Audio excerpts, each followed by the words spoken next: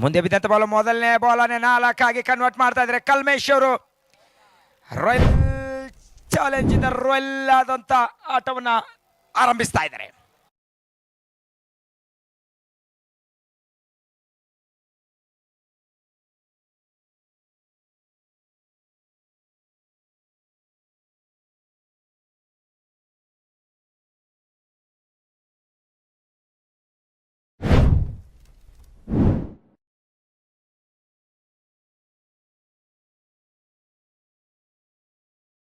ಅವರಿಂದ ಬರ್ತಾ ಇದೆ ಕ್ವಾಲಿಟಿ ಆದಂತ ಕ್ರಿಕೆಟ್ ಶಾಟ್ ಗಳನ್ನು ಕಂಡುಕೊಳ್ತಾ ಇದ್ದಾರೆ.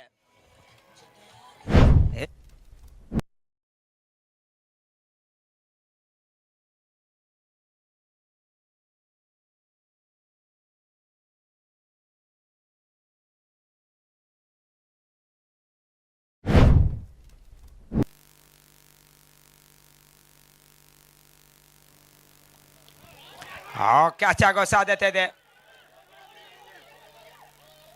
ಎರಡನೇ ರನ್ ತೆಗೆದುಕೊಳ್ಳೋ ಪ್ರಯತ್ನ.